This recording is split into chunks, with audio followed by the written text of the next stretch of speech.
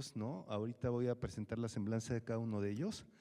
El panel tiene 10 preguntas que lo organizamos alrededor de las 6 competencias que se requieren para poder escalar el uso de inteligencia artificial en una organización, que tienen que ver con la alineación de valor, el talento, el modelo operativo, la tecnología, los datos y finalmente la adopción y el escalamiento. Estuvimos intercambiando las preguntas, entonces yo creo que va a ser un diálogo muy padre.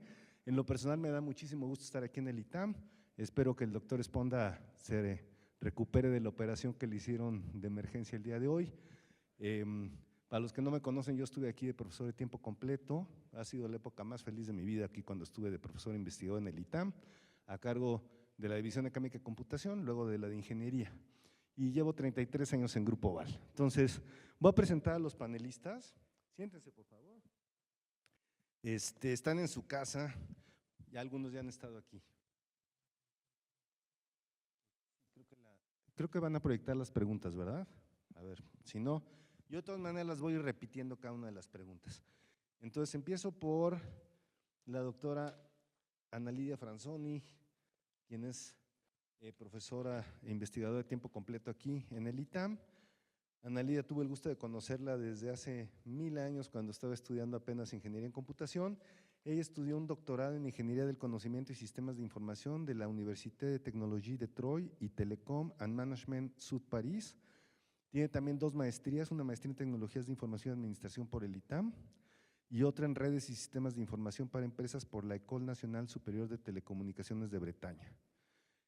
Es directora académica de Tecnología e Innovación del EPIC Lab, que es el Centro ITAM de Innovación y Emprendimiento, y ha sido profesora visitante en San José State University, Claremont Graduate School, y también donde estudió el doctorado en Telecom and Management en Sud París. Gracias, Ana Lidia, por estar aquí con nosotros. Luego tenemos a Daniel Bogan. A Daniel lo acabo de conocer personalmente, pero ya lo conocía por su trayectoria, también muy distinguida. Él es el director de datos e inteligencia artificial en Rapicard, trabaja con José Antonio, que también fue nuestro ponente magistral el día de hoy. Él tiene un doctorado en economía en la Universidad de Nueva York y más de una década de experiencia en los sectores fintech, bancario y tecnológico. Ha trabajado en empresas como Clip, Airbnb, Telefónica Movistar y Banorte, que es uno de los casos de analítica avanzada pues, más exitosos, el primero que yo supe en México, que hasta hay un caso de Harvard en esto, ¿no? Es autor de 2 libros de Riley Media sobre ciencia de datos y es de los casos, les decía yo, en Banorte, donde el retorno sobre la inversión ha sido de más de 40 veces lo que se tuvo que gastar en crear el área de analítica. Entonces, bienvenido, Daniel, muchas gracias por estar aquí. Tenemos también al doctor Enrique Ibarra. Él es el director de tecnología en Grupo Nacional Provincial, la aseguradora de Grupo Val. Fuimos colegas, él es ingeniero civil, egresado de la UNAM, y luego fuimos colegas en Carnegie Mellon. Él hizo la maestría y doctorado en computación y robótica aplicadas a la ingeniería. Él también tiene una trayectoria muy amplia como ejecutivo de diferentes empresas aquí en México, como Banco Santander, ICSE Grupo Financiero, American Express, Pegaso, lo que hoy es Movistar, y Grupo Bolsa Mexicana de Valores. Cuando Enrique estaba a cargo de Bursatec, la unidad de tecnología de la bolsa, justamente se hizo un proyecto con el ITAM que ganó el Premio Mundial de Investigación de Operaciones Aplicadas de Informs, que fue el Franz Edelman. Lo hicieron varios profesores del ITAM, gente del Banco de México, y a Enrique le tocó implementar esto en el Indeval. Entonces, gracias, Enrique, por estar acá. Y mi amigo Adrián Ramírez, también me da muchísimo gusto que esté aquí con nosotros. Él es el Chief Information Officer y el director de servicios compartidos en Grupo Desk, uno de los grandes grupos en México. Él estudió la carrera en La Salle, estudió licenciatura en Ingeniería Cibernética y Ciencias de la Computación y también tiene una maestría en Administración también de la Universidad La Salle. Tenemos mucho en común porque él también fue el decano de la Escuela de Ingeniería Cibernética en La Salle y después entró a trabajar a Grupo Desk, también en algún momento se llamó Grupo Cuo, en 2004, y desde el 2014 ha sido el CIO y el director, como decía anteriormente, del Centro de Servicios Compartidos. Muchísimas gracias, Adrián, por estar aquí. Y bueno, ahora sí empezamos con las preguntas. La primera es general, que nos den cada uno de los panelistas una visión de en qué dominios de negocio han aplicado la inteligencia artificial y qué resultados así de alto nivel han obtenido. No sé, Ana Lidia, si quieres empezar, o Daniel, como quieran. Aquí van todos. Bueno, muchísimas gracias por la invitación y muchas gracias por estar aquí. ¿En qué dominios de negocio? Yo quisiera hacer una distinción primero. La inteligencia artificial pues tiene décadas aplicándose, o sea, no es que sea hoy. Y cuando llega la inteligencia artificial generativa es cuando se hace este gran salto y se empieza a hacer todo exponencial.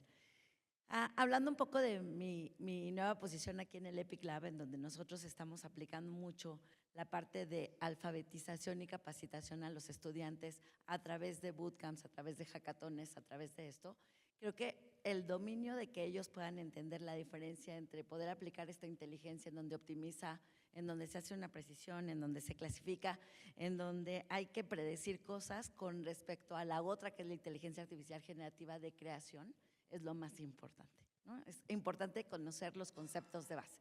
O sea, aquí en el ITAM, como lo dijo Alcocer hace ratito, se han implementado 2 materias principales para todas las carreras del ITAM.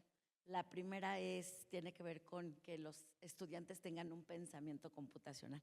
No nada más es aprender a que aprendan a programar, porque eso me suena así como raro cuando lo dicen, sino más bien que aprendan cómo los sistemas por detrás trabajan y cómo es que ellos podrían tener un potencial haciendo un cambio aprendiendo esto. Y la segunda materia, que es la que yo coordino y que el semestre pasado se presentaron más de 100 pósters en la Plaza Amarilla, en donde se resolvieron muchos casos de datos, se llama gestión de datos. Entonces, todos los del ITAM, no importa si es derecho, ciencia política, y esto es lo que hace la diferencia, yo creo. Tenemos equipos multidisciplinarios en donde tienen una pregunta a resolver y en donde a lo largo de todo el curso se les explica cómo, desde limpiar los datos, hacer uso de buenos datos y tomar decisiones a través de ellos, ¿no? Entonces, creo que esta decisión del ITAM de que podamos integrar esta información en todas las carreras ha sido un parteaguas. Entonces, estoy hablando desde el punto de vista educativo porque yo trabajo en una academia, ¿no? Entonces, este es un dominio muy interesante. Hay, como dijo también Alcocer, la nueva carrera de ingeniería en inteligencia artificial, más de ciencia de datos. El ITAM está muy comprometido para que pueda haber un cambio en los estudiantes. Los pósters son lo que hacen en el semestre en esta, y es aplicación a derecho, aplicación a economía, aplicación… Sí, pero un poco el promedio de todo el trabajo ellos aprenden a generar algoritmos con Machine Learning y Deep Learning, un poquito con Python, y entonces tienen que analizar datos. Los limpian, luego los analizan y luego toman decisiones. Entonces, estos equipos multidisciplinarios se forman con gente de ingeniería, de finanzas, de economía, de derecho. Son perspectivas muy interesantes y se hacen trabajos. Entonces, los invitamos este semestre a que vengan a los nuevos pósters que va a haber en nuestra materia de gestión de datos. Muchas gracias, Ana Lidia. ¿Quién quiere seguir? Daniel, vamos aquí en orden. Perfecto, sigo yo, muchas gracias. Voy a hablar exclusivamente de inteligencia artificial generativa, gracias por hacer la distinción. De la otra inteligencia artificial hay muchas cosas de las que no voy a hablar. Nosotros pensamos en la adopción de GenAI como en 3 tracks, y en esos 3 tracks estamos trabajando todos los días. Track número 1, productividad general. Y ahí el mejor ejemplo es todos nosotros usando el bot de nuestra predilección, o el ChatGPT o el que ustedes quieran. Ese exige mucha educación, pensamos que todos somos nativos y la verdad es que exige mucha educación y estamos en ese track constantemente. Es un track que todos hemos vivido, o yo personalmente lo siento que me ha hecho mucho más productivo, pero hacer la medición de ese aumento en productividad es bien difícil. Entonces estamos medio a ciegas en cuanto al impacto, pero estamos convencidos que tiene un impacto importante. En paralelo va el track de productividad de los desarrolladores. Todos los desarrolladores, todos los que echamos código, disfrutamos mucho, bueno, es mi caso, no puedo hablar por todo el mundo, pero sentimos el aumento en productividad también. Entonces está ese primer track que yo llamo productividad general. Y hay otros 2 tracks, en uno estamos más avanzados que en otro, como la mayoría de empresas. Hay un track de construcción, embeber la inteligencia artificial en el producto, en la operación. Y eso se hace de 2 formas. El track inicial, que ya tenemos casi 2 años haciendo es construcción de flujos simples, llamados simples a APIs, casi siempre llamando a APIs, embebiéndolo en un producto para una solución muy simple, muy específica. Y hay un track mucho más complejo que digamos que todos estamos este año tratando de acelerar, que es el track de agentes, de flujos con agentes. Es mucho más complejo, es relativamente fácil de hacer, pero es difícil de hacer con un nivel alto de certeza y de confianza. Entonces digamos que son como las tres caminos que estamos siguiendo, mucho aprendizaje, mucha educación, comunicación y estar todo el día actualizándonos. Gracias, Daniel. El chairman y el dueño de la compañía tiene una frase muy interesante y es que dice que debemos ser dueños de nuestro propio destino. Y traduciendo eso en el lenguaje interno es que necesitamos tener procesos muy robustos, la tecnología adecuada en cada una de nuestras empresas y desde luego el talento que nos permita desarrollar esto, ¿no? Y partimos de la base en los ámbitos de donde la aplicamos esto, de que en el grupo es un grupo muy diverso, tenemos negocios inmobiliarios, automotrices, químicos, de alimentos, y en esta diversidad, pues la primera pregunta es ¿dónde hacemos las inversiones? Y decidiendo o pasando por un proceso de si lo apostamos más a una empresa que a otra, después la siguiente pregunta es ¿y en qué área la hacemos? Se ha vuelto un ejercicio muy interesante el decidir en estos temas en particular de inteligencia artificial o de, vamos a llamarle analítica avanzada, dónde vamos a hacer las inversiones. Entonces, hemos definido 5 tracks importantes donde aplicarla. Pero en todos los casos, y me parece que ese es el driver más importante, coincido plenamente en todo lo que se ha dicho en los paneles, respecto a la importancia de los datos, ¿no? Pero me parece que un paso antes de los datos está el valor del reto, el problema o la iniciativa que quieres resolver. Porque si no, se termina convirtiendo en un mero ejercicio tecnológico, en un piloto de probar tecnología. Entonces, estos ámbitos fueron definidos a nivel de la dirección general de la organización. Nosotros tenemos un director por cada unidad de negocio y un director general de grupo. Entonces, las áreas de acción o incluso en iniciativas específicas fueron definidas a ese nivel. Y con eso lo que estamos tratando de asegurar es el valor esperado en cada una de estas iniciativas. Entonces, por poner un ejemplo, está de moda el tema de los aranceles. Para una de nuestras empresas, todos los días tenemos un impacto relacionado con el tema de aranceles. Solo por darles un ejemplo, crear una transmisión para un vehículo como el Shelby o el Corvette, que son las que hacemos, o el Maserati, tiene una transmisión más de 1000 partes. Y entender el impacto de cualquier modificación al arancel, porque pues esto cambia cada mañana o cada semana tenemos nuevos anuncios, realizar eso para todas las transmisiones es muy complejo. Entonces ahí es un ámbito muy específico de aplicación, ¿no? Pero tratando de armarlo en bloques, por un lado tenemos iniciativas relacionadas con la productividad. Estamos haciendo muchas cosas para darle, no a cualquier persona, pero sí a ciertas personas en ciertos roles y perfiles, herramientas para que puedan empezar a explotar la información y a generar resultados diferentes a través de uso de múltiples tecnologías en estos temas de inteligencia artificial, pero para hacer más eficiente su trabajo. Estamos también enfocando esfuerzos en temas de pricing y en temas de costo.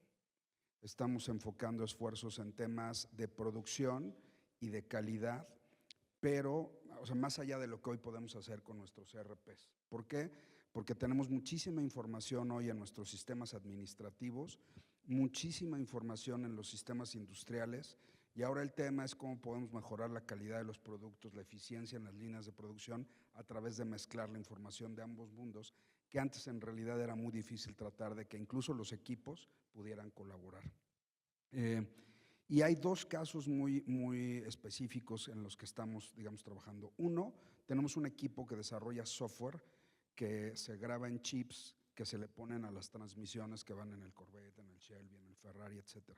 Entonces, lo que estamos haciendo es todavía probando cómo la inteligencia artificial nos puede ayudar a hacer no solo más eficiente el desarrollo de software, sino más seguro, porque hay ya muchísima normatividad alrededor de los vehículos autónomos y estamos trabajando, digamos, en esa parte. Y por último, atacando un caso específico de mucho valor para la compañía, que si logramos resolverlo utilizando estas tecnologías, nos puede ahorrar varios millones de dólares al año, porque justo es a través de estas iniciativas que como podemos demostrar el valor y entonces se convierten en ejemplos, digamos, insignia de cómo con esto podemos generar resultados diferentes para la empresa. Muchas gracias, Adrián. Enrique, ¿qué dominios Sí, bueno, gracias Carlos y gracias por la invitación a este foro. Bueno, como ya se comentó, pues la inteligencia artificial lleva muchos años, décadas, ¿no? en desarrollo y en generación, y yo lo primero que les diría es la definición de qué es inteligencia artificial es móvil, ¿no? Lo que hoy se llama inteligencia artificial, pues no era hace 10, 15 años, y menos hace 20, y menos hace 30, hace 10, 15 años. El gran problema en la industria era entender qué hay en una imagen, ¿no? Qué hay en una foto, ¿es un gato, es un perro, es un trapeador o qué es, ¿no? Ese problema ya lo dimos por resuelto, ¿no? Entonces, eso ya no se le llama inteligencia artificial. O quieres analizar una imagen, escoge el API que quieras del hyperscaler que quieres y analiza la imagen y extrae todas las características. Eso ya está resuelto. Ahora se abre este nuevo capítulo que es la inteligencia generativa, y claramente tiene un enorme potencial de transformar muchas cosas. Entonces, entendiendo ese potencial y tomando un poquito de aire para ver, o sea, ordenarnos un poco y ver dónde va a tener impacto, porque es importante traducir esfuerzos en valor tangible en la compañía, ¿no? O sea, hacer experimentos de I+D, pues sí es divertido, ¿no? Pero lo importante es ver cómo puede esto tener un impacto en el día a día de la operación de la compañía y cómo esto se empieza a notar ya en eficiencia, en eficacia, ¿no? en calidad del trabajo. Entonces, pues tenemos un abanico muy amplio de dominios donde lo estamos aplicando, ¿no?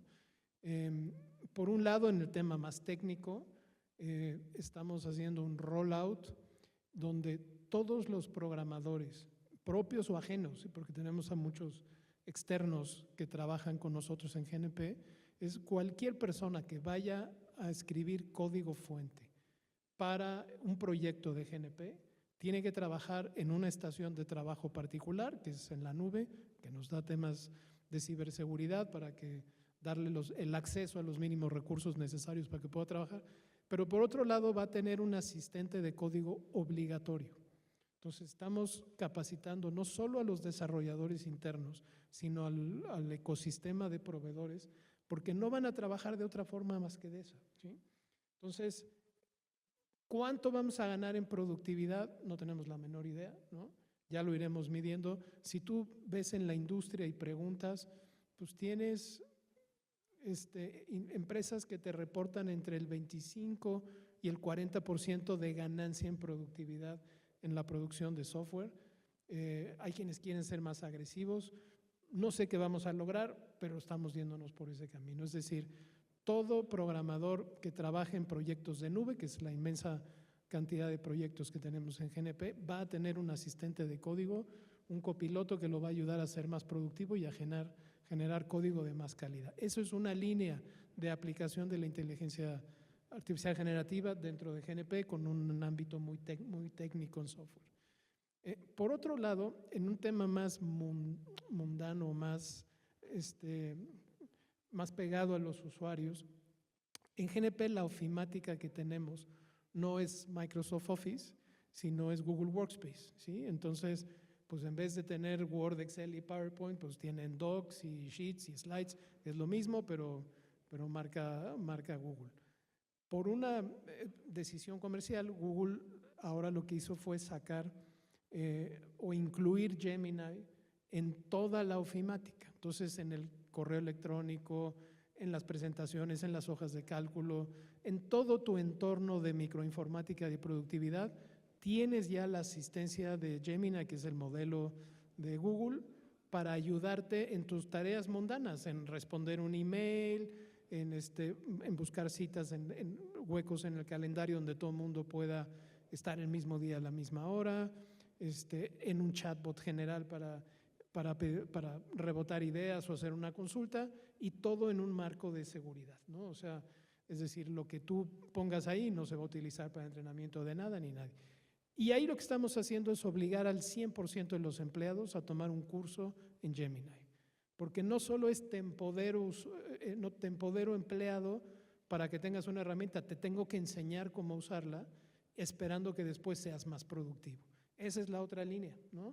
Y ahí estamos ayudando a ciertos grupos de trabajo que quieren hacer casos de uso un poco más sofisticados para ayudarles con la automatización, prompts más complejos, algunos flujos de información, pero ahí sí empieza a haber ya o sea, si bien estamos más o menos en el inicio, por ejemplo, el área jurídica son de las cosas que vemos.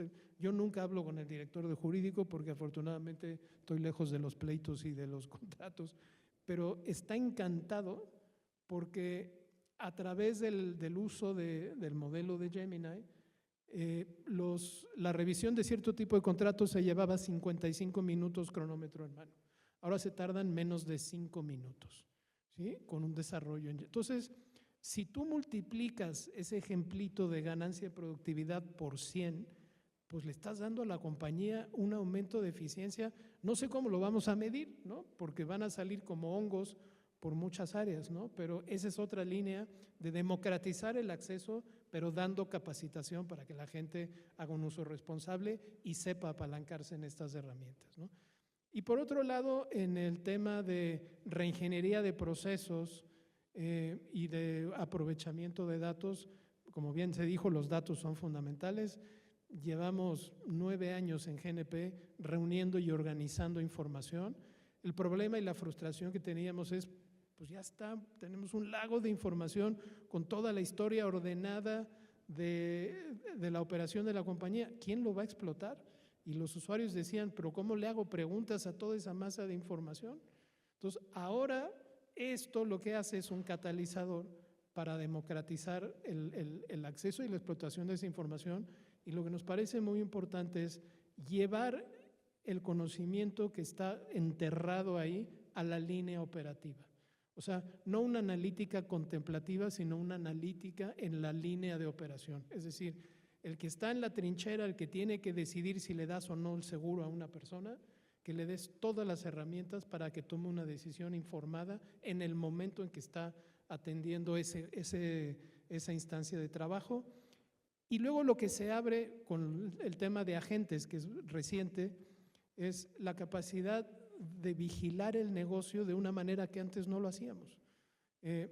Tenemos 2 grandes socios tecnológicos en GNP, uno es Google y el otro es una empresa que se llama Palantir, que hace una plataforma que se llama Foundry, y entonces te permite vigilar proactivamente los riesgos de negocio sin que una persona esté pendiente de algo, ¿no? Entonces tú puedes tener un agente que te patrulla tu negocio y cuando ocurre cierto riesgo en particular, automáticamente te avisa o puede eventualmente tomar una acción. Entonces, digamos que es un abanico amplio de dominios. Empezamos a ver ya beneficios tangibles medidos por el negocio, de una forma distinta de gestionar el negocio, de empoderar a los empleados, empoderar a los desarrolladores, y esto es un camino largo que pues esperamos lograr transformaciones positivas. Gracias, Enrique. Bueno, Adrián habló de algo muy importante que es alinear al equipo directivo. Enrique habló más de decir, en la ofimática todo el mundo ya puede usar esto, en la programación, que es mi área, ahí todos tienen que utilizar estas herramientas, etcétera, ¿no? Pero en términos de la alineación, igual en Rappi, por la formación del doctor Murillo, pues ahí tienen muy claro su roadmap de cuáles son los casos que más valor va a tener, ¿o no? Un poquito cómo está eso, porque Adrián sí tocó el tema de alineación de equipo directivo en cuanto al valor. ¿Tienen ustedes identificados qué dominios son donde más valor les va a dar? ¿Tienen alguna expectativa de eso en su roadmap de aplicaciones de IA? A ver, yo lo que te diría es, la tecnología tiene una serie de capacidades en donde hay proyectos a los que es más fácil acceder. Muy puntualmente, si estamos pensando en el abanico de proyectos a los que casi todos entramos muy rápidamente, son 2. La relación con los clientes, aprovechando estas habilidades con el lenguaje natural, número uno. Y la segunda es la apertura del conocimiento y la democratización del conocimiento. Entonces, uno es de vista al cliente, y en ese hay un track de trabajo en el que creo que estamos siendo bien exitosos. Y muy puntualmente, hay ciertas interacciones que no tienen que llegar hasta un personal advisor, que es como funciona en Rapicard. Hay unas, y de hecho para el mismo cliente puede ser útil resolver su duda interactuando directamente con un agente inteligente. Entonces está este track que es de atención del cliente per se y de entrenamiento también a los personal advisors, que son los humanos que atienden y eso lo que hace es reducir los tiempos de resolución y aumentar la satisfacción. Entonces el track número uno.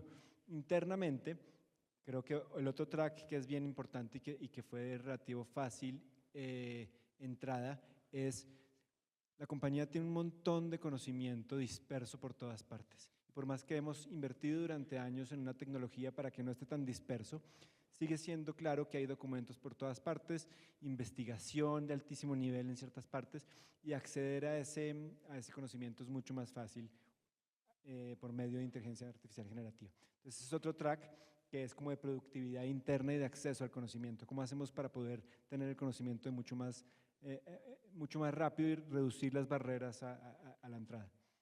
Gracias, Daniel. Bueno, Irene ya habló un poquito de esto, ahora vamos a la segunda competencia, que es talento. Ana Lidia habló de lo que han hecho en el ITAM con esta materia que ella coordina para que todas las carreras del ITAM empiecen a tener este entendimiento de lo que es la inteligencia artificial. Yo les quería preguntar qué tanto difícil es atraer talento, qué tipo están formando el talento de las universidades que ustedes requieren, ustedes tienen que formarlos. ¿Cómo manejan todo el tema de talento? ¿Cómo crean una reserva de talento en sus organizaciones? Y también un poco, Ana Lidia, lo que piensa del ITAM, ¿no?, en este sentido. Desde la perspectiva del EPIC, por ejemplo, ahora hacemos muchos hackatones y hicimos bootcamps y demás para poder integrar a todos los del ITAM a estos conocimientos, ¿no?, de tanto ciberseguridad, inteligencia artificial generativa y temas en este tipo. Pero creo que lo más importante a lo mejor para comentar ahora es que nuestros estudiantes tienen que tener una condición de un aprendizaje dinámico. O sea, no es estático, no es lo que les damos en el ITAM, sino dónde vamos más allá. El semestre pasado, bueno, el verano pasado, tuvimos un nuevo programa que se llama Math Fellowship y enviamos a 30 estudiantes del ITAM a 30 startups. ¿Cómo capacitamos a esos 30 estudiantes para que se fueran a las 30 startups? Fue súper interesante. Entonces, no nada más es los conocimientos que adquieren aquí, tuvimos que capacitarlos en diferentes áreas, desde bases de datos, inteligencia artificial nuevamente, inteligencia artificial generativa y demás. Entonces, lo que nosotros estamos viendo desde el EPIC Lab ahora, desde esta cachucha del EPIC, es tratar de formar a los estudiantes en estas habilidades técnicas y suaves para todo el ITAM, ¿no? O sea, es una parte muy importante que estamos haciendo. Y la otra parte, creo que muy importante que debemos de tomar en cuenta es que las herramientas que nosotros les acercamos a los estudiantes. Entonces, bueno, todo mundo, yo cuando siempre pregunto en clase quién utiliza alguna herramienta de inteligencia artificial generativa, todos alzan la mano. Predomina ChatGPT, aquí todos lo que predomina, pero por ejemplo en el EPIC también tenemos herramientas como para que puedan seguir esta habilidad de emprendimiento. Y hicimos un convenio con el MIT, entonces tenemos una herramienta que se llama Orbit, que es a través de inteligencia artificial generativa, que los lleva por los 24 pasos para poder emprender. Entonces, el hecho de poder llevar más allá a los estudiantes, no nada más con lo que tenemos en el salón, sino con las herramientas que puedan brindarle, creo que hace que el talento y hacia afuera es lo que van a utilizar y nosotros tenemos que prepararlos para eso.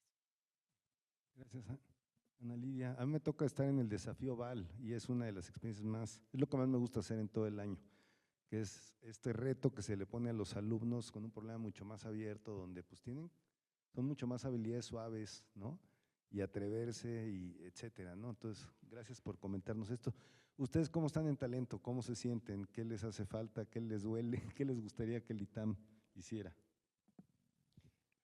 Pues, a ver, el talento es un reto, ¿no? Y vivimos con momentos bien raros, porque por un lado uno lee y ve que el mercado laboral está como muy seco, ¿no? Pues sobre todo para los recién graduados, pero por otro lado hay una gran necesidad de talento para echar a andar pues, muchas de las iniciativas de innovación y de transformación que queremos hacer. Y el insumo más importante por cualquier iniciativa es el talento. O sea, el hardware y el software son fáciles, el brainware pues luego escasea, ¿no? Entonces, no es fácil. Conseguir una persona que tenga la experiencia profesional en el tipo de plataformas que utilizamos, pues la verdad es que no hay en el mercado, ¿no? Mandaste gente a Google, ¿no? Sí, hace unos años mandamos casi 2 meses a un equipo de 6 personas a vivir a los headquarters de Google, a tomar un curso intensivo de Machine Learning y a trabajar en un proyecto de GNP. No duraron ni 6 ni 7 meses en la compañía, ¿no? Que eso es un poco lo que pasa, inviertes en personal, ¿no? Pero luego está tan distorsionado a veces el mercado que pues no tienes forma de retenerlo. Entonces, yo creo que más bien en términos de talento hay una serie de características que tiene que tener la gente que invites a trabajar en estos temas de nuevas tecnologías. Tienen que tener curiosidad intelectual, tienen que tener capacidad de autoestudio, tiene que tener un mínimo de background en tecnología, en software, porque el 90 y mucho % de los proyectos de inteligencia artificial son proyectos de software, ¿no? Entonces tienen que entender arquitectura de software, cómo armas un pipeline de procesamiento, dónde insertas, ¿no?, componentes de inteligencia artificial generativa y para qué rol. Y no necesariamente van a salir de la escuela sabiendo Google o sabiendo Palantir, pues no van a saber, ¿no? Pero tienen que tener ciertas características que les permitan rápidamente cubrir una curva de aprendizaje y puedan ser productivos en estos entornos, ¿no? Fundamentos esa actitud, ¿no? De aprender a aprender, que decía Ana Lidia, ¿no? Y no tener curiosidad miedo. intelectual, proactividad, ¿no? Adrián. Sí, a ver, yo creo que hay hoy claramente, no solo en México, en la región latinoamericana, un déficit en 3 roles fundamentales: ciberseguridad, y esto no lo puedes ver si no lo piensas en un entorno seguro, en datos y en inteligencia artificial. Es un déficit real en todos los países.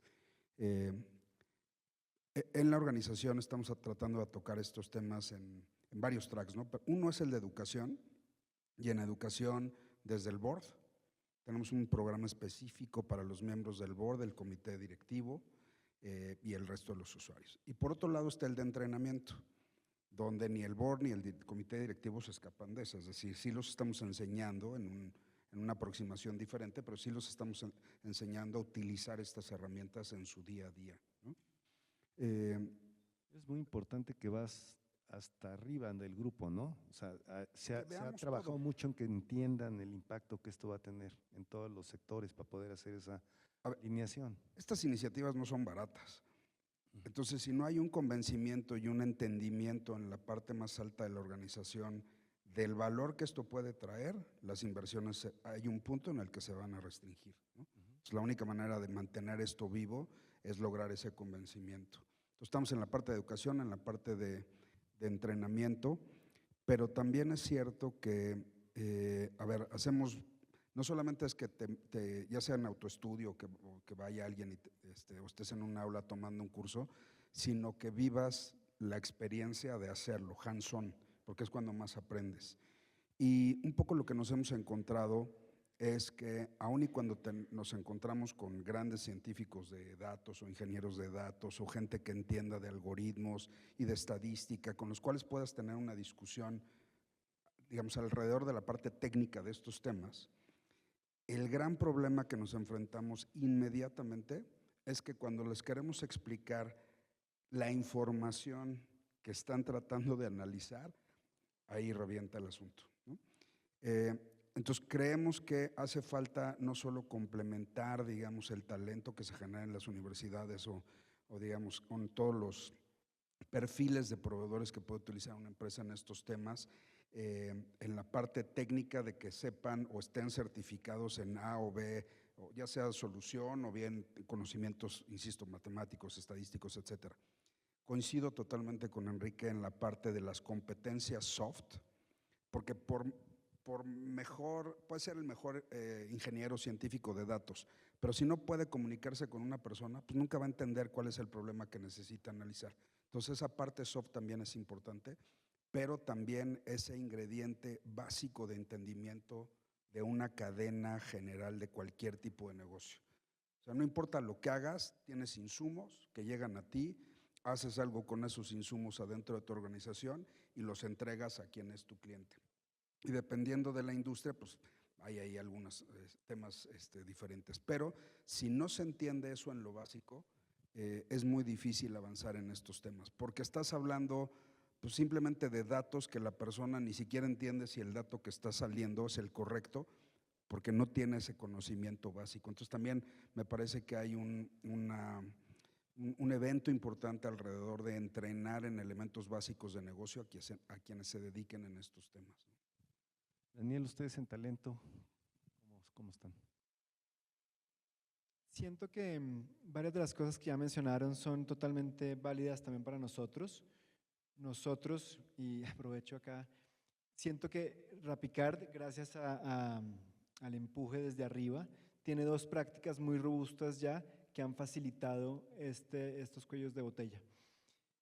Tenemos una práctica muy robusta de desarrollo de software y tenemos una práctica muy robusta de ciencia de datos. ¿Qué sentimos que todavía nos falta un poco? ¿Y por qué estoy diciendo esto? Porque queremos productivizar, queremos embeber la inteligencia artificial en la operación en los productos. Por eso necesitamos estas dos. Los científicos de datos tienen mucha curiosidad, o sea, que casi que aprenden esto orgánicamente.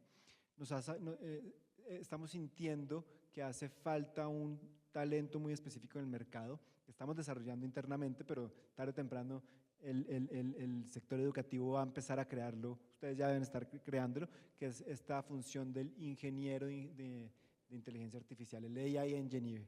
Es el nombre actual, vamos a ver cómo cambia el nombre en unos meses porque los nombres van cambiando, pero la idea de este ingeniero de inteligencia artificial casi que tiene el mindset de un científico de datos. De hecho, pensamos que los científicos de datos van a poder hacer esa labor muy bien, estamos en ese proceso de entrenamiento interno. Tiene que tener la capacidad de casi que el talento y el expertise de un desarrollador de software, pero siendo capaz de crear sistemas robustos. Y esto suena a cualquier cosa, suena abstracto. Lo que quiero decir muy puntualmente es que sentimos que nos hace falta gente que sepa hacer evaluaciones de sistemas de GenAI. Y ese puente entre estos dos, entre los desarrolladores y los científicos de datos, sí lo estamos sintiendo. Nos hace falta ese talento, lo estamos creando internamente gracias a que teníamos estas dos prácticas muy robustas, pero el mercado, el sector educativo está con algún retraso, con algún lag en cuanto a crear este talento. Hoy en el Reforma, en la parte del Wall Street Journal, habla justo del talento en IA, ¿no? O sea, estamos empezando a ver a los rockstars, así como en el básquetbol o en el, ¿no? De que pueden ganar hasta $1 millón, ¿no? Y hay cierta base y al mismo tiempo, como decían, está muy distorsionado hay gente que está sin chamba, entonces es como que un tema ahí de que todavía falta ajustar. Bueno, voy a juntar las otras 3 preguntas por el tiempo, que tienen que ver con estas capacidades todavía de entrega. Ya hablamos de talento, entonces ahora vamos a hablar de cómo desarrollan la solución. Están utilizando pods, células ágiles, etcétera, si les ha servido o qué retos tienen. La parte de la infraestructura, bueno, me tocó tener el rol de Enrique antes de venirme al corporativo, ¿no? Entonces, todos los temas legados que luego se te vuelven una pues, camisa de fuerza, un impedimento para poder ser más ágil. Enrique habló de hoy todo lo nuevo lo hacemos en la nube y pues claro, tienes toda la productividad, todas las librerías que ya están, etcétera. Contienen los sistemas legados también, qué están haciendo para poder vencer esto. Y la parte de los datos que se destacó en los otros paneles, la importancia, sin buenos datos no puedes hacer buenos modelos de inteligencia artificial. Entonces, en esas 3 áreas, ¿qué nos pueden platicar de lecciones aprendidas o cosas que quisieran compartir con el público en esos temas? A los más CIOs, porque Analia tiene el Epic que es chiquito, ¿no?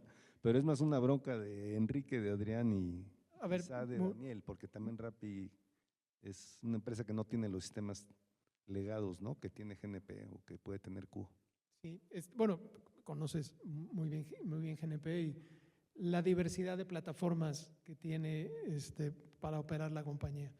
En años anteriores se ha hecho un esfuerzo, como comenté, en reunir y ordenar información en lo que llamamos un gran lago de datos, y eso lo pusimos en la nube. Y la nube te da dos cosas.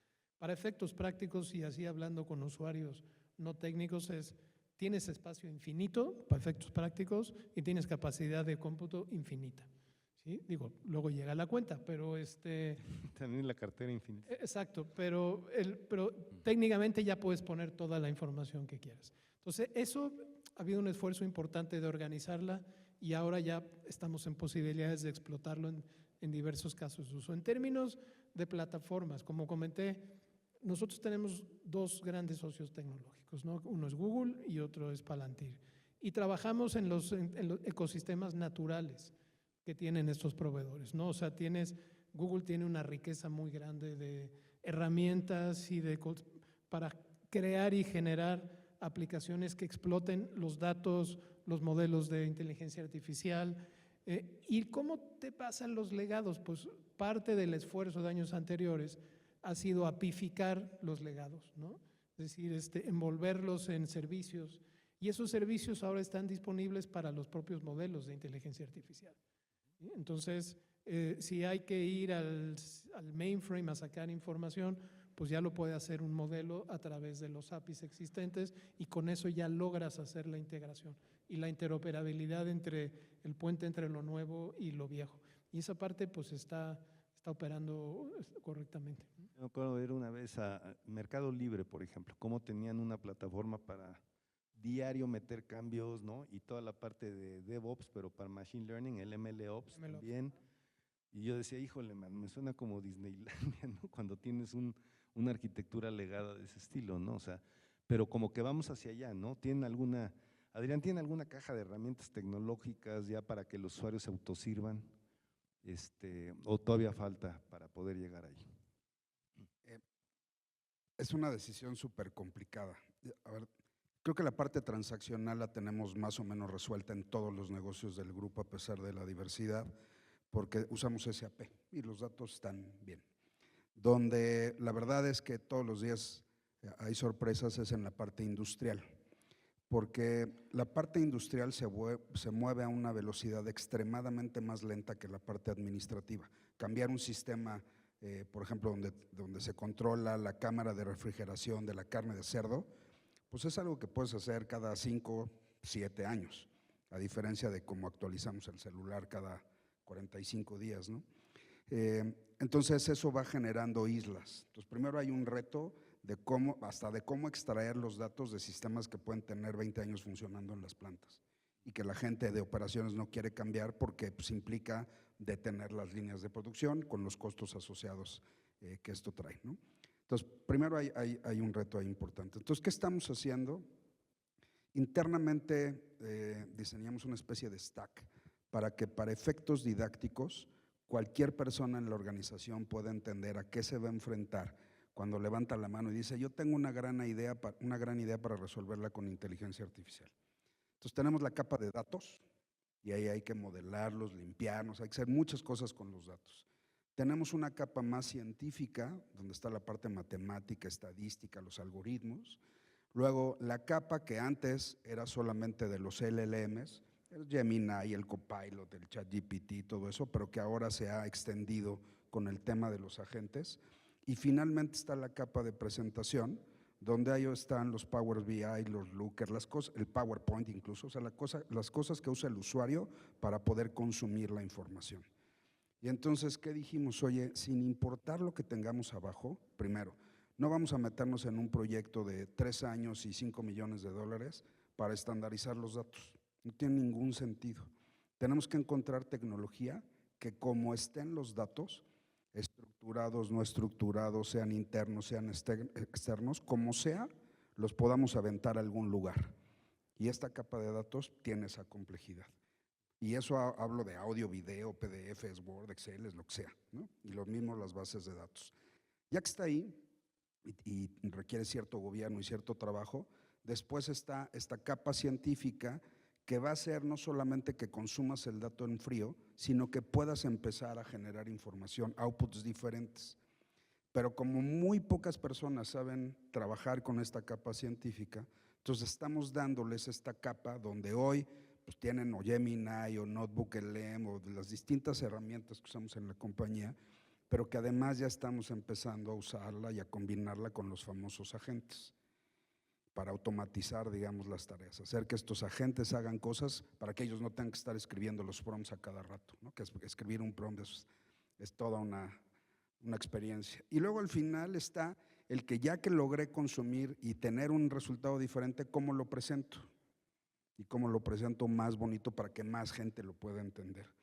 Entonces, hemos preferido no dedicarle tanto tiempo en los legados a trabajar eso, sino así como está, casi en frío, con la menor cantidad de trabajo posible, ponerlo en un repositorio, que el repositorio y la tecnología se encarguen de ayudarnos a darle orden y a poderlo consumir en las siguientes capas, y así es como estamos avanzando. Alguna vez hace muchos años tratamos de homologar el catálogo de cuentas, y cuando vimos el esfuerzo, el tiempo y el dinero requerido para hacerlo, dijimos no, vamos haciéndolo en el camino. Integrar más que tratar de arreglar todo eso que te puede llevar muchos años y muchos millones de dólares, ¿verdad? Miren, se nos está acabando el tiempo, vamos al último tema, que es adopción y escalamiento, y también lecciones aprendidas en general, porque luego pasa, acabo de ver un reporte del MIT sobre el retorno de las inversiones en IA generativa y 95% no tienen retorno. Entonces, ¿qué podemos hacer para tener un mejor índice de bateo, ¿no? Y para que verdaderamente las soluciones sí se adopten? Han tocado algunos temas, o sea, Enrique habló de la formación y de ponerle las herramientas disponibles y que se les vuelva parte del día a día. Adrián habló de un poco lo que hicimos en Val, del arte de lo posible, ¿no? Para que los ejecutivos que no conocen de inteligencia artificial conozcan inteligencia artificial y entiendan mejor sus oportunidades y los riesgos que hay. Pero ¿qué otras cosas y en dónde? Si dijeran, no, puedo echar el rewind y hacer algo diferente, digo, ustedes tienen muchísima experiencia en todos en esto, ¿qué harían diferente? ¿Qué podrían compartir para no regarla? Quiero compartirles una anécdota. Podríamos contarles qué nos está saliendo bien, pero aquí se han dado muchos ejemplos. Pero déjenme contarles una donde no nos salió bien y para nosotros fue una gran lección. En una de las empresas del grupo necesitamos medir el consumo de materia prima.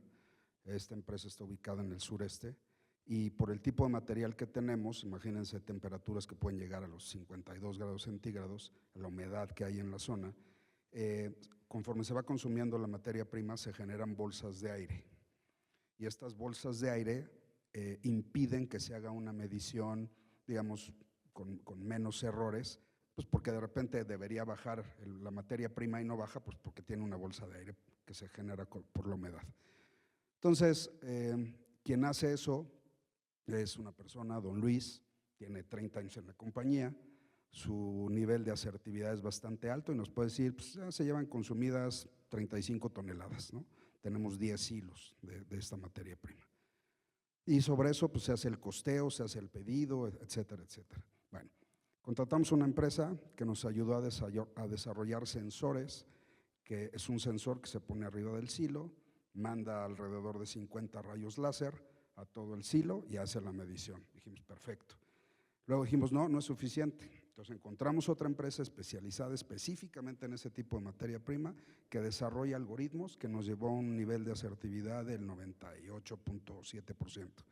Bueno, con esto ya estamos hechos, vamos a mejorar el costo, vamos a mejorar el lead time de que lleguen los barcos con la materia prima y los pongan en los hilos y demás, ¿no? Y cuando empezamos a comparar las mediciones que hacía esto con las que hacía don Luis, pues la diferencia era en 0.3, que aunque sí representaba una buena cantidad de dinero, decían, oye, ¿y para qué ponen 10 hilos en una planta y 6 hilos en otro? ¿Y para qué ponemos 8 sensores de este tipo y nos gastamos lo que hay que gastarnos en toda la tecnología? Si don Luis pues, tiene 30 años con nosotros, va a seguir otros 10 años con nosotros y el porcentaje de asertividad que tiene es altísimo. Y en ese momento me reunía yo con mi equipo y les dije, se nos olvidó lo más elemental. O sea, ¿cuándo le preguntamos al negocio si quería este proyecto? Tecnológicamente hablando era una maravilla. Desde el punto de vista de asertividad, prácticamente era la de don Luis, Claro, el día que no esté don Luis, pues sí vamos a preocuparnos, pero en realidad la experiencia, y por eso hablaba yo tanto del valor, o sea, hacer iniciativas que no estén alineadas desde arriba, o sea, que no tengan una alineación estratégica, se convierten en un gran experimento tecnológico. Crean que aprendimos muchísimo, pero ahí se quedó. O sea, no le aportó un valor al negocio. Seguramente cuando don Luis anuncie que se va a retirar, pues pondremos los sensores y usaremos los algoritmos y todo lo demás, pero en el momento, y esto fue hace 5 años, la verdad es que no aportaba ningún valor al negocio. Entonces, para mí esa es una lección aprendida súper fuerte. Gracias. Y Ana Lidia, yo vi que querías contestar. Sí, bueno, quería comentar, hay un estudio que hizo LinkedIn del trabajo y con Microsoft y decía que el 68% de los trabajadores dicen que luchan por mantener el ritmo y el volumen del trabajo, ¿no? Y que el 46% se sienten en un riesgo de burnout. Y esto es en el uso de la inteligencia artificial, o sea, está avanzando tan rápido, o sea, todos los días yo doy muchos cursos de esto y me cambian la plataforma, me mueven, ya le aumentaron, ya le quitaron, ¿no? Entonces, un poquito contestando a la pregunta de cómo tratar de que haya esta resistencia organizacional y que estos cambios de innovación van tan rápido. Yo creo que es importante tener también las bases del conocimiento de lo que vamos a ver de la inteligencia artificial, en particular generativa, ¿no? Y esto de hacer un buen prompt, conocer las técnicas de prompt engineering, darles las bases de lo mínimo requerido, y no importa si te cambia ChatGPT a 4, a 5, Gemini sale con 3 o 4 versiones diferentes. Creo que vamos a poder ir avanzando y conociendo la tecnología y utilizándola para precisamente todo lo que dijimos aquí, ¿no? Tratar de potenciar nuestro día a día con el uso de estas herramientas. No nos quería como aclarar un poco de que sí hay bases mínimas que tenemos todos que aprender para que no vayamos agarrados como del pie de la tecnología y nos sentamos que no podemos más con ello. Para que puedas mantenerte verde todo el tiempo, ¿no? Que es, sí. Yo nací en el 61 como un Cadillac 61, a veces digo, ay, cabrón, el otro día un chavo, le dijo a un amigo que me dio una demo de cómo desarrollar con N8N y esas cosas, y yo dije, híjole, tengo que volver a estudiar, man, o sea, porque va rapidísimo, rapidísimo esto, como dice Ana Lidia. Daniel, ¿ustedes qué lección aprendida? Algo que digas, híjole, esto no me jaló, pero ya después aprendí y ahora sí ya lo estamos haciendo mejor para vencer esa barrera de adopción. A ver, lecciones aprendidas, hay tantas y anécdotas, hay tantas que no se pueden contar. Siento que yo me voy a ir a un nivel un poco más de alto nivel. Una lección con esta transformación actual y la velocidad a la que estamos y lo que está sucediendo, nosotros lo llamamos visión centralizada, ejecución descentralizada. Los equipos empoderados con tecnología, les damos bastante libertad en cuanto a las herramientas de GenAI en particular, con una vocación y una parte de la cultura de experimentar. Eso ha sido absolutamente crítico. Digamos que hay una serie de prerequisitos que afortunadamente nosotros como organización ya tenemos, pero esa parte siento que es una lección importante. Esta idea de controlar a la velocidad a la que está avanzando esta tecnología, siento que es un camino hacia el fracaso. Me gustó mucho lo que es de visión centralizada y ejecución descentralizada y empoderada, me encantó. Ahora, la parte de visión centralizada es bien importante, porque si esto se deja al libre mercado, por llamarlo, Se te va a una volver un metáfora muégano. económica, es el caos. Sí. Hay demasiado ruido afuera, todos pensamos que la inteligencia artificial generativa va a hacer cosas que tal vez no se pueden hacer. Entonces sí tiene que haber una visión centralizada, unos componentes de seguridad de la información absolutamente centralizados, de gobierno de la información y de la IA, que todo todo se está creando sobre la marcha. Pero sí, empoderar a los equipos. Nosotros, por ejemplo, tenemos una serie de seminarios internos en donde la gente va y presenta en lo que están trabajando y todos nos enteramos de cosas que están haciendo varios equipos, no teníamos ni idea que estaban trabajando, así nos enteramos del talento, del interés, así que copiamos ideas que funcionan en otros equipos y las adaptamos a esos equipos. Entonces siento que esa parte de descentralizar con cuidado, aparte de la visión centralizada es importante, pero descentralizar la ejecución da mucha agilidad en este mundo que está cambiando a un ritmo exorbitante. Enrique, ¿quieres comentar algo? Sí, mira, resistencia al cambio vas a tener siempre, ¿no? Eso pedirle a alguien que cambie la forma de trabajar es tremendamente difícil.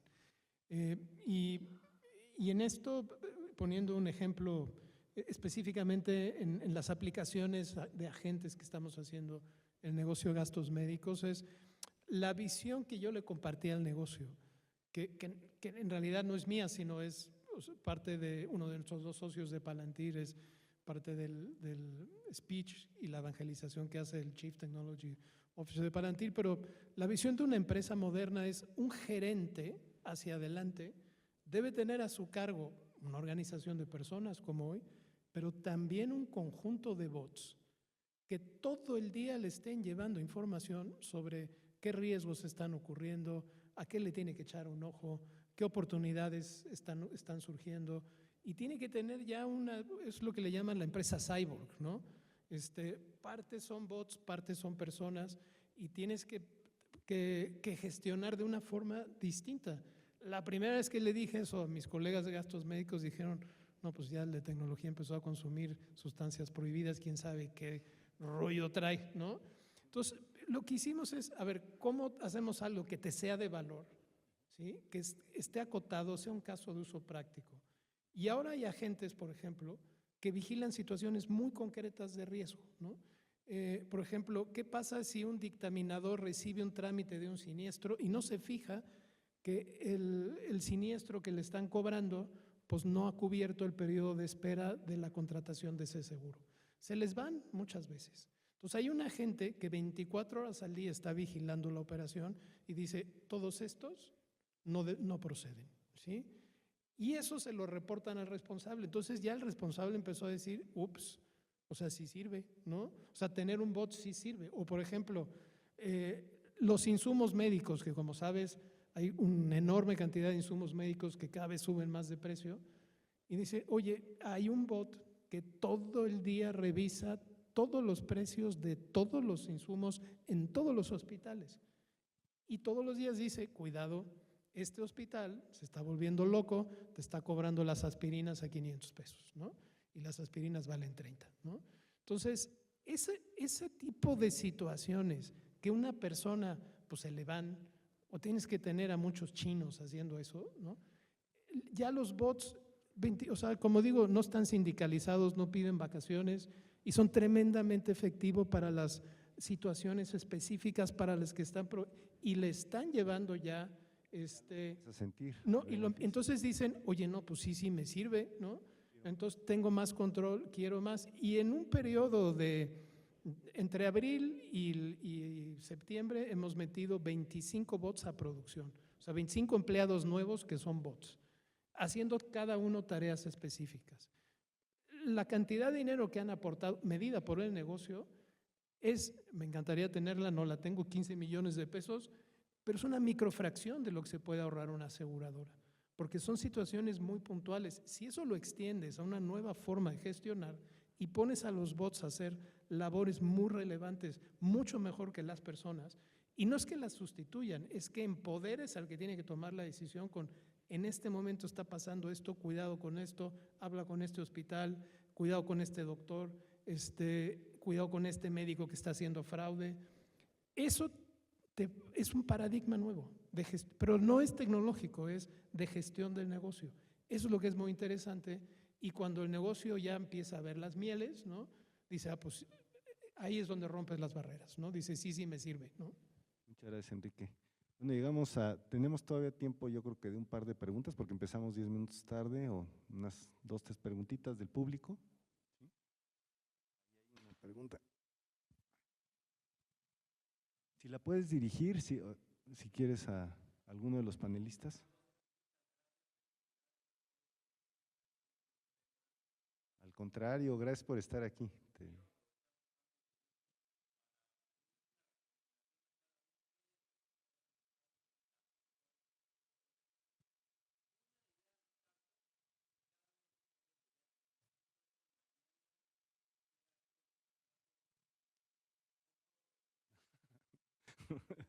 Híjole, una pregunta facilita.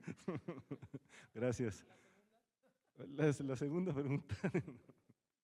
A ver, quieren contestar? No tienen que contestar todos. Bueno, si quieren yo Ojalá y empiezo. se pudiera, pero y pues es que además- nos estás pidiendo. No, pues hay ideas, hay muchas. No se van a salir a eh, hacerla ahorita, ¿eh? Van a- Ahí les va una en la que yo pienso todos los días y es cómo realmente podemos reducir las barreras de entrada a los datos de la organización con lenguaje natural. Eso Bien, que gracias, se siente Daniel. o sea, no es de vista al cliente, tiene un impacto brutal de democratización de datos y de información en las organizaciones. Hay varias empresas tratando de hacerlo, en mi opinión ninguna todavía ha dado con la gallinita de oro. Gracias, Daniel. ¿Alguna otra idea? Está complicado. Pues, hay un universo de casos de uso a lo largo de muchas industrias. Mencioné que el mercado está complicado, sobre todo para los recién graduados, y es un tema mundial. Entonces, creo que esta capacidad de emprender y de pensar es un buen momento porque existen muchos habilitadores para encontrar una oferta de nicho, o sea, cantidad de cosas. Hay traducciones automáticas, muchos casos para la industria de la hospitalidad, o sea, le rascas a cualquier cosa y puedes encontrar, mira, aquí hay un nicho donde puedo encontrar, y para armar la solución tengo ya una batería de tecnologías que puedo ensamblar en poco tiempo y probar. Y puedes prototipar muy rápido, a diferencia de antes. O sea, antes tenías que comprar cajas, instalar. Ahora en 5 minutos tienes instanciado todos los elementos que necesitas para armar tu idea y muy poco tiempo la puedes probar. Me es difícil pensar en un caso específico porque hay innumerable cantidad de casos y los que le han encontrado, a lo mejor muchas de ellas son empresas billonarias ahora en valuación, ¿no? Hace poco vi una de traducciones automáticas y de manejo sintético de la voz que han hecho una labor estupenda. Empezaron hace 3 años y hoy están valuados en $3,000 millones. Y empezaron 2 cuates, ¿no? Uno precisamente de Palantir y un ex Google, los dos, ¿no? En Londres se movieron a Nueva York y dices, wow. O sea, le encontraron al nicho. Es cuestión de tener proactividad, ingenio, conocer, ¿no?, diferentes dominios de negocio y ver dónde hay una oportunidad, ensamblarlo muy rápido, fallar muy rápido también, y si le pegas, pues también refinar. Tienes todos los habilitadores. Yo creo que hoy en día, quién sabe quién va a ser la empresa dominante o cuál va a ser la gran empresa de inteligencia artificial de este siglo. Hay quienes dicen que esa empresa no ha nacido, pero hoy para un emprendedor hay como nunca todos los elementos para armar una oferta rápido. Lidia, tú estás Hiciste en… una pregunta súper difícil. A ver, creo que déjame tratar de ponerlo así. Si no han leído un artículo, un libro, es una metodología que se llama 10 Types of Innovation de Dobler, vale la pena que lo lean. Finalmente la firma la terminó comprando Deloitte, pero el material está disponible en internet. Entonces ahí van a encontrar que la innovación se puede dar en muchísimos lugares, y lo que me gusta de esa metodología es que habla de los distintos dominios dentro de la empresa y ejemplos concretos de dónde se ha encontrado innovación, ¿no? Entonces esa es la primera recomendación. Segundo, yo diría para los alumnos es lean el periódico. ¿Por qué es tan importante? Digo, no lean la sección de los narcos y eso, o sea, lean las secciones de negocio. ¿Por qué? El tema de los aranceles, que parece ser un tema extremadamente sencillo y hasta de humor de quien define ahora qué se le va a aplicar a nacer todos los días, la verdad es que es un tema complejísimo. Y para nosotros fue un problema encontrar con quién poder desarrollar los modelos que nos permitieran, entendiendo nuestros datos y datos externos que se publican en internet por el gobierno americano, lo que teníamos que hacer. Entonces, estar censando qué está pasando en el mundo genera muchísimas ideas de negocio, ¿no? Tercero, que eso me parece fundamental, necesitan entender los básicos de negocio. Y esto no solo significa entender cómo leer un estado financiero y encontrar oportunidades de, oye, pues esta empresa, su costo está altísimo, ¿no? Y en esa industria no puede ser que tengan esos costos. Alguna oportunidad hay ahí, o sea, ahí pueden encontrar oportunidades. pero sí entender cómo funciona un negocio en particular, toda la parte, digamos, de cadena de suministro, cómo funciona la cadena de clientes, cómo producen o no producen los servicios o los productos que hagan, me parece fundamental. Porque no importa que sean los mejores en lo que hayan estudiado y que sean los que tienen las 40 certificaciones que están de moda, si llegan a una empresa y lo único que van a hacer es hablar o de datos o de algoritmos o de tecnología, no van a poder vender nada. Nada. Cuando a mí me habla una persona de una empresa que no conozco, me dice, oye, soy fulanito de tal, mi empresa es tal y quiero que me platiques tu estrategia. Yo digo, ni siquiera se tomó la molestia de leer nuestro informe financiero, nuestro reporte anual. ¿Qué te voy a platicar de mi estrategia? Y suponiendo que te la platicara, la siguiente pregunta es, ¿y me entendiste? Entonces, esos básicos de negocio me parece que son claves para poder emprender y que la oferta que tú desarrolles haga fit con la demanda que tiene la empresa en la industria que selecciones. Analida, pues te pusieron el balón enfrente de la portería, tú que llevas el Epic Lab. Es súper interesante. O sea, en el EPIC llegan todos los días los estudiantes a tocar la puerta a decir, tengo esta idea, ¿no? Y es súper interesante. Y tengo esta idea, ¿no? Ayer precisamente hablaba con uno que tenía la idea de tener un aparato para los perros, porque como todo mundo ahora ya tiene perrijos o perrinietos o lo que sea, quería medir cómo estaba, ¿no? Pero yo creo, o sea, te podría decir miles que yo tengo en la cabeza, pero una es acercar efectivamente la movilidad de la educación para todos. No hay un sitio verdadero en el que podrías machar cuál es la mejor parte de qué quiero estudiar. Y esta pregunta es así de, en México no todo mundo quiere estudiar una ingeniería o una carrera de tecnología, pero porque no saben las opciones tan grandes que pueden hacer para cambiarle su vida. Entonces, ¿cómo acercar verdaderamente esta movilidad de educación para que la gente se entere que el ITAM uno otro está becado o que en el TEC pasa esto o que en la UNAM pasa el otro y que tienen estas oportunidades abiertas aunque vivan en Timbuktu de Chiapas, ¿no? Entonces yo creo que la movilidad es un reto aun cuando tenemos todo abierto. Pues muchísimas gracias, ya nos excedimos ahora sí del tiempo. Gracias a mis queridísimos panelistas, muchas gracias a Marisela Bustos que vio toda la logística de esto, a Paco Román, a Mario Vázquez, a todo el equipo del ITAM que nos hizo el favor de invitarnos y a ustedes sobre todo por haber estado aquí hasta estas altas horas de mediodía que ya seguro tienen hambre. Muchas gracias por estar aquí. Gracias.